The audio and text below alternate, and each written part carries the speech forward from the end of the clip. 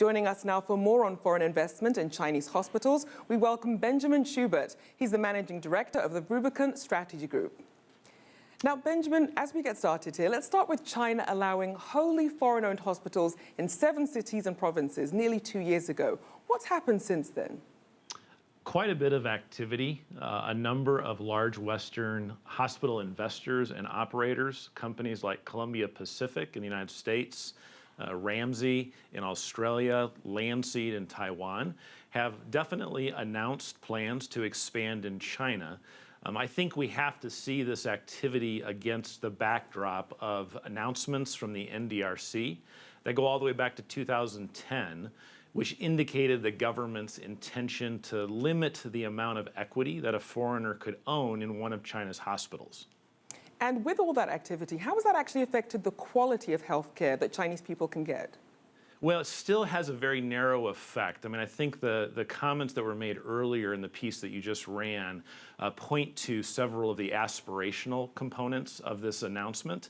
I think there's definitely a hope that these kind of movements increase the level of professionalism, increase the amount of capacity that's available in China's healthcare system. But it would be premature to say that as of now, at least, we've actually seen that benefit the Chinese healthcare consumer.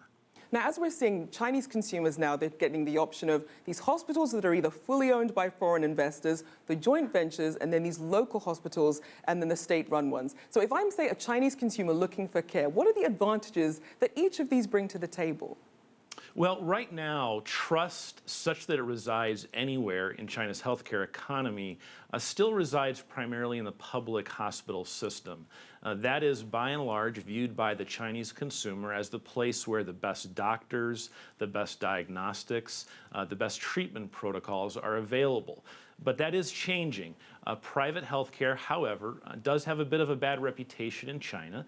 This is because a series of reforms that took place in the 90s that privatized some underperforming public hospitals left many consumers, even VIPs, with the opinion that private healthcare in China was not preferable to public hospitals. So there's still an issue of trust, but that's going away as these hospitals begin to build their brand, attract premier physicians, and be able to illustrate to the consumer the better clinical outcomes that they create. And Benjamin, as you mentioned, this is a business of trust. So how long do you think it will take before more Chinese cities take on this, given that they're still struggling with the trust issue? Yeah, it's a very good question, and one we don't have a lot of clarity on. As you know, there's a process of gradual relaxation of FDI controls that other industries in adjacent sectors have gone through. Retail is a good example. Types of manufacturing would be another. I would expect that if we see successful outcomes, you'll see additional relaxations in other cities over the course of the next 36 months. But again, I think we have to be honest and say this is a process.